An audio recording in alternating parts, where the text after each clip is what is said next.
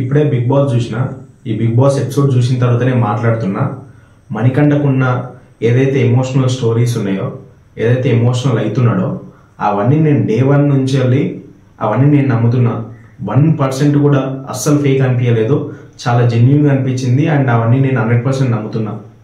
అతని బిగ్ బాస్లో చూసిన తర్వాత ఏమర్థమవుతుంది అని అంటే, అతను బిగ్ బాస్లో ఉండే అర్హత అతనికి లేదు. Is unfit for Bigg boss.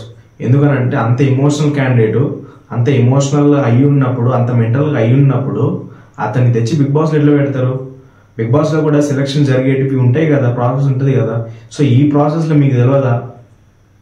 ఒక ఎమోషనల్ పర్సన్ని బిగ్ బాస్లో తెచ్చి ఉంచడం ఎందుకు? అసలు ఎందుకు సెలెక్ట్ చేసినారో దానికి రీజన్ ఉందా? ఇప్పుడు ఎపిసోడ్లు చూసిన తర్వాత రీజన్ అర్థమవుతుంది. టీఆర్పీల కోసమే పెట్టుకున్నారని. అంటే అతని ప్రాబ్లమ్స్ మీకు టీఆర్పీలా? ఎమోషనల్ పర్సన్స్ ఎవరైతే ఎమోషనల్గా ఇలాంటి స్టోరీస్ ఉంటాయో అలాంటి స్టోరీస్ ఉన్న వాళ్ళని తేవడము, అవన్నీ ప్రాబ్లమ్స్ అన్నీ ఈ హౌస్లో కాకపోతే టీఆర్పీలు పెరుగుతాయని పెట్టుతున్నారా మీరు? ఎంత ఎమోషనల్గా, ఎంత మెంటల్గా అసలు అతను బాలేడు. అసలు అతనికి ట్రీట్మెంట్ కావాలి. అలాంటి వ్యక్తిని బిగ్ బాస్లో పెట్టి, బిగ్ బాస్ షో ఎట్లుంటుంది నార్మల్గా, బయట కూడా ఎవడన్నా వచ్చి పొడుస్తే ఇంట్లోకి పొడుస్తాడు. అదే బిగ్ బాస్లో అంటే అది ముందు నుంచి వచ్చి పొడుస్తాడు. అంటే దాన్ని కూడా ముందలంగా కళ్ళ ముందలంగా వచ్చి పొడిస్తే కూడా తట్టుకునేంత ఉండాలి. సో అతనికి అంత లేదనిపిస్తుంది అసలు. నాగమణికంట ఇప్పుడు ఏదైతే ఉన్నదో ఎమోషనల్ స్టోరీస్ ఇవన్నీ హౌజులు ఉన్న వాళ్ళే కొంతమంది నమ్మకపోవచ్చు. నమ్మకుండా అతనికి రివర్స్గా మాట్లాడుతుంటారు. అవి కూడా తట్టుకొని ఎట్లుంటాడు? అసలు డే 1 నుంచే అర్థమవుతుంది ఎమోషనల్ స్టోరీస్ ఇవన్నీ సింపతీస్ అని అదొకటి బయటకు వస్తుంది, సింపతీస్ అవి ఇవని. కానీ ఆ ప్రాబ్లమ్స్ అనేవి నిజంగా ఉన్నాయి. ప్రతిసారి ఎందుకు వస్తున్నాయి అని అంటే అతను మెంటల్గా హెల్త్ బాగాలేదు కాబట్టి ప్రతిసారి అవన్నీ బయటకు వస్తున్నాయి, బయటకు చెప్పగలుగుతుండు. మీకు అవే అర్థం కాకుండా మరి ఏం సెలెక్షన్ చేసి మీరు హౌస్లో పెట్టుకుంటారో అర్థమైతలేదు. అతనికి ఒకరోజు మీరు మోటివేషన్ ఇచ్చినా, 1 గంట 2 గంటలు మీరు మోటివేషన్ ఇచ్చినా సరిపోదు అసలు. అది ఒక రోజు 2 రోజుల మోటివేషను తీసుకొని సెట్ అయ్యేటట్టు కనిపిస్తలేడు. అతనికి అర్జెంటుగా ట్రీట్మెంట్ అవసరం. మీరు బిగ్ బాస్లో ఏదన్నా చేసాను, అతన్ని మోటివేట్ చేశాను, ఏదన్నా చేశాను ఉంచండి. కానీ బలవంతంగా పెడితే ఎట్లుంటుంది అని అంటే అది ఏమన్నా కావచ్చు. ఇంకా నాగమణికంట బిగ్ బాస్లో ఉండడం ఎట్లా కనిపిస్తుంది అని అంటే, ఎవరైతే ఒక చిన్న పిల్లగాన్ని తెచ్చి హాస్టల్ ఉంచితే, అంటే చిన్నోడు హాస్టల్ ఉంటాడు, చాలా బలవంతంగా ఉంటాడు ఏడ్చుకుంటా, అట్లా అనిపిస్తుంది. ఒకవేళ నాగమణికంట నెక్స్ట్ ఎపిసోడ్ నుంచి అది ఏడుస్తే మాత్రం మీరు బిగ్ బాస్ ఎంత ప్రయత్నించినా హౌస్లో ఉంచుతామని మీరు అనుకుంటే, ఓట్లు వేయకుండా, నామినేషన్లు ఉంటే ఓట్లు వేయకుండా ప్రజలే బయటికి తీసుకురాగలుగుతారు. ఇంత అసలు ఎపిసోడ్ చూసిన తర్వాత వేరే వీడియోలు ఏదన్నా చేసుకుందామని నేను అనుకుంటే, ఎపిసోడ్ చూసిన తర్వాత వచ్చి మాట్లాడాల్సి వస్తుంది. కళ్ళ నుంచి నీళ్ళు ఒక్కటే రావట్లేదు, అదొకటే తక్కువ. ఇంత ఎమోషనల్ పర్సన్ని బిగ్ బాస్లో ఎట్లా పెట్టుకోగలుగుతారు? అతని ముందలే ఇంకేమన్నా ఇప్పుడు అందరికి హౌస్లో అందరికి నాకు తెలిసి భయం కావచ్చు. ఇప్పుడు బయట ఎపిసోడ్ చూస్తున్న వాళ్ళకే మాకు ఇట్లుంటే, హౌస్లో పక్కనే ఉండేటోళ్ళకు వాళ్ళకి ఇంకెంత ఉంటుంది? వాళ్ళకి మైండ్లు ఫీజులో అవుట్ కావచ్చు. మణికంట అర్జెంటుగా బయటికి రావాలి. బయటికి వచ్చి అతనికి ట్రీట్మెంట్ కావాలి. అతను కూడా ఒక దాంట్లో చెప్తున్నాడు కదా నామినేషన్లో, నేను ఆల్రెడీ చనిపోదామని అక్కడికి వెళ్ళిన వ్యక్తిని అప్పుడు నాకు బిగ్ బాస్ ఆఫర్ వస్తే ఇక్కడ వచ్చినా అంటున్నాడు. అంటే ఒక చనిపోయే వ్యక్తిని తెచ్చి మీరు బిగ్ బాస్ హౌస్లో పెట్టినట్టుంది. ఇదా ఇప్పుడు ట్రోల్స్ మీమ్స్ కూడా అవుతున్నాయి బయట. సో ఈ బయటకు వచ్చిన తర్వాత ఇవన్నీ చూసి కూడా తట్టుకోగలుగుతాడా? ఇప్పుడు కొత్తగా మళ్ళా స్టార్మా, ఇంకా డిస్నీ ప్లస్ హాట్స్టార్ ఇవే ఇప్పుడు ఇన్స్టాలో కొలాబరేట్ అయ్యి మరి మీరు ట్రోల్స్ మీమ్స్ అలాంటివి చేస్తుండ్రు అని అంటే, ఇంకేదన్నా జరిగి దాని మీద కూడా ఒక ట్రోల్ చేస్తే అతను ఆ వీడియోలు చూసి కూడా తట్టుకోగలుగుతాడా? ఇప్పుడు రివ్యూలు మేమే చెప్తున్నాం, మాకే అనిపిస్తుంది అరే ఏమైనా నెగిటివ్ చేస్తే దాని గురించి మనం ఒకవేళ చెప్తే బయటకు వచ్చిన తర్వాత దాన్ని తీసుకోగలుగుతాడా అనిపిస్తుంది. మెంటల్గా నాగమణికంట అస్సలు బాగాలేడు. చాలా అంటే చాలా ఎమోషనల్ అనిపించింది ఆ ఎపిసోడ్ చూసిన తర్వాత. మీరు ఇంకా ఎందుకు ఉంచుతున్నారో అర్థం కావట్లేదు. టీఆర్పీల కోసమే పెట్టుకున్నారా అనేది చాలా క్లియర్గా అర్థమవుతుంది. ఎవరికైనా ప్రాబ్లమ్స్ ఉన్న వాళ్ళనే చెక్ చేసి వాళ్ళ లోపలికి తెస్తారని అనుకుంటున్నాను నేను. ఎందుకంటే ఇప్పుడు అదే కనబడుతుంది కదా, బాలేని పర్సన్ తెచ్చి లోట పెట్టి అతను మరీ బలవంతంగా పెట్టినట్టే ఉంది అతన్ని. ఇప్పుడు అతను ఎవరితో మాట్లాడకుండా ఒక సైడ్కి పోయి కూర్చొని అది చేస్తుండ్రు. హౌజులు ఉన్నోళ్ళు ఏమంటుండ్రు, నువ్వు ఎవరితోటి మింగిల్ అవుతలేవు, కలుస్తలేవు అది అని అంటుండ్రు. అతనికి ఏమో ఎమోషనల్గా ప్రాబ్లమ్స్ ఉండి అతను పోయి సింగిల్గా సైడ్కి కూర్చుంటే, హౌజులు ఉన్నోళ్ళు ఏమో నువ్వు ఎవరితోటి కలుస్తలేవు, నువ్వు మింగిల్ అవుతలేవు అని అంటే ఈయన చాలా బలవంతంగా పోయి వాళ్ళని కలుస్తున్నట్టుంది. ఇప్పుడు రేపు ఇంకో నామినేషన్ అన్నా సరే, ఇప్పుడు ఫస్ట్ వీక్ నామినేషన్లు ఉన్నాడు, ఎవరు ఓట్లు లేకపోతే బయటకు వస్తాడు అనుకో. ఒకవేళ అతను లోపలనే ఉన్నాడు, ఉన్న తర్వాత కూడా నెక్స్ట్ నామినేషన్లో కూడా అరే పాపం అతను ఎమోషనల్ పర్సన్, అతని మీద నామినేషన్ ఎట్లా ఇస్తాము అన్న థాట్ కూడా వాళ్ళకి వస్తుంది కదా.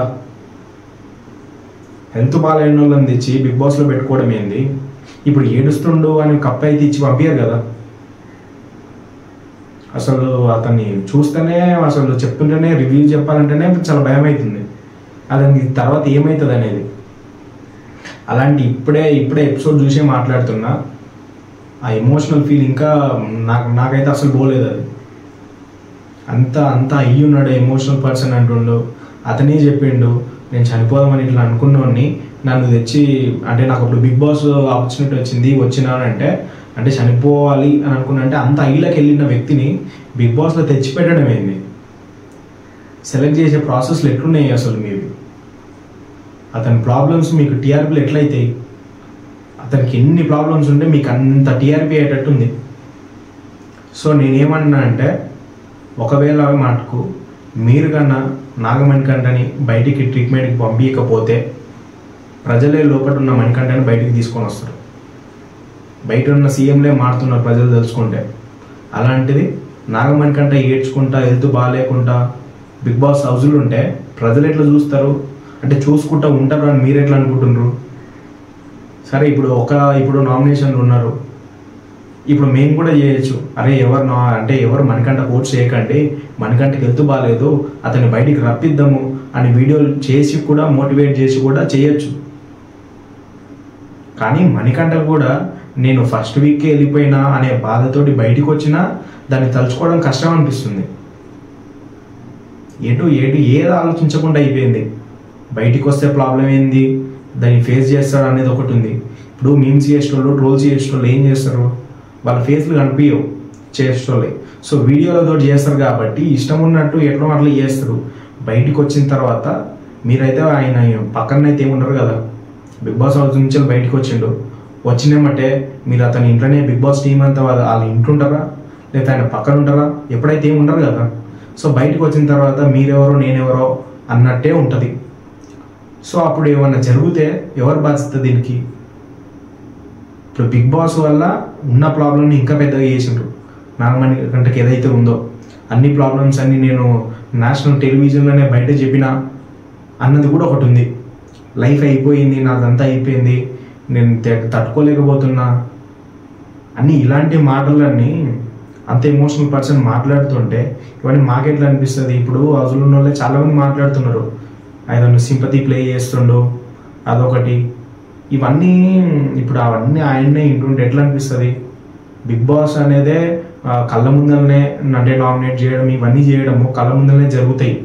సో డైరెక్ట్ వచ్చి పొడిస్తే తీసుకునేది ఎట్లుంటుందో బిగ్ బాస్లో డైరెక్ట్ వచ్చి పొడిస్తే తీసుకోవాలి. బయట అందరూ చేసేదేమో బ్యాక్ సైడ్ నుంచి అవుతుంది, కానీ బిగ్ బాస్లో కళ్ళ ముందర నుంచి పొడుస్తారు, దాన్ని కూడా తీసుకోవాలి, దాన్ని కూడా తట్టుకోవాలి. సో నాగమణికంఠ ఇదంతా తట్టుకునేటట్టు లేడు. మెంటల్గా హెల్త్ బాగాలేదు అసలు. అతనికి ట్రీట్మెంట్ అవసరం. అతను ఇంకా కోలుకోవాలంటే కూడా టైం పట్టేటట్టు ఉంది.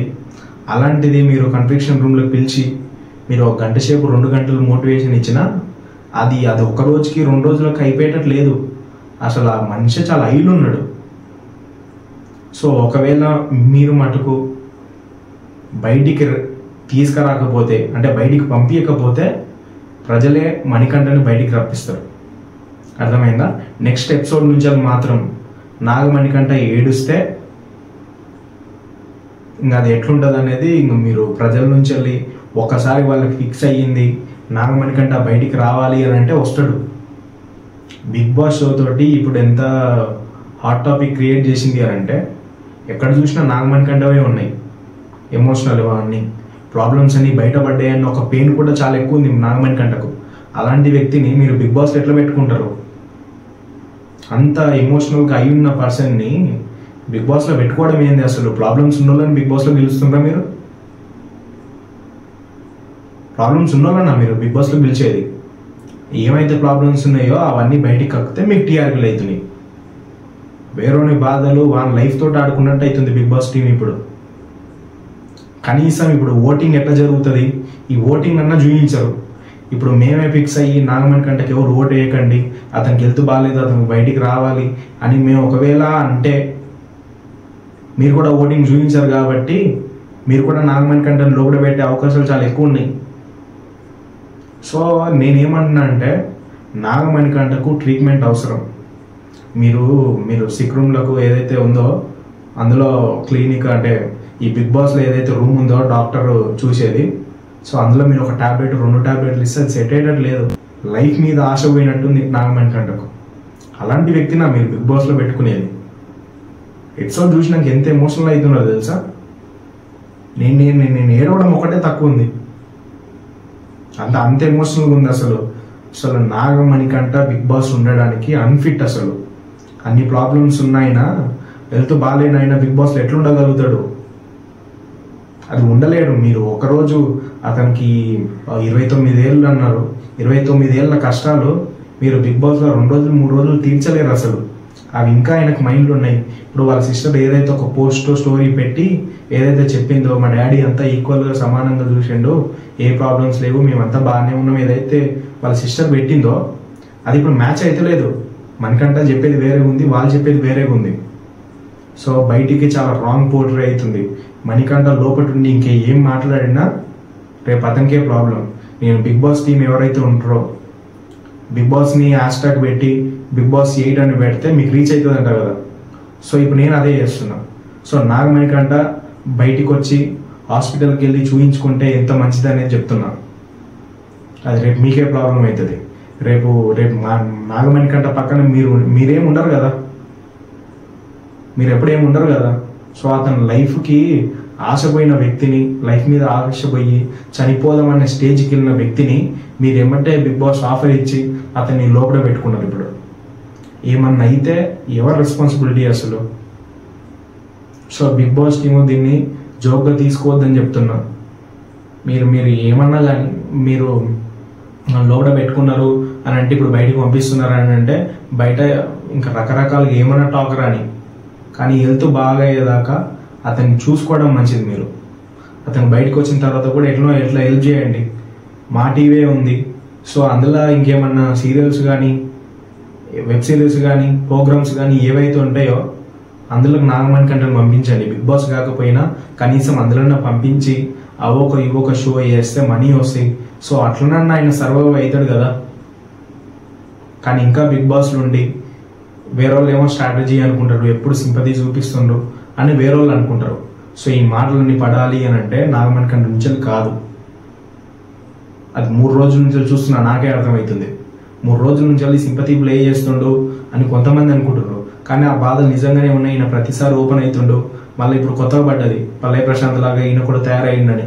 సో ఈ మాటలన్నీ నాగమణికంఠ తీసుకోలేడు, అసలు తీసుకునేటట్టు లేడు అసలు ఆయన. సో నేను బిగ్ బాస్ టీం నేను ఒకటే రిక్వెస్ట్ చేస్తున్నా, ఇప్పుడు మీరు బయటికి పంపించినా కూడా బయట రకరకాలుగా మాటలు రావచ్చేమో, కానీ అతను లైఫ్ కన్నా ఎక్కువ ఏం కాదు కదా. సో అతన్ని బయటికి పంపించాలని రిక్వెస్ట్ చేస్తున్నా. బిగ్ బాస్ #BigBoss8 అని కూడా నేను మెన్షన్ చేస్తున్నా. సో ఈ వీడియో కన్నా మీకు రీచ్ అయితే మీరు తొందరగా పని చేయండి.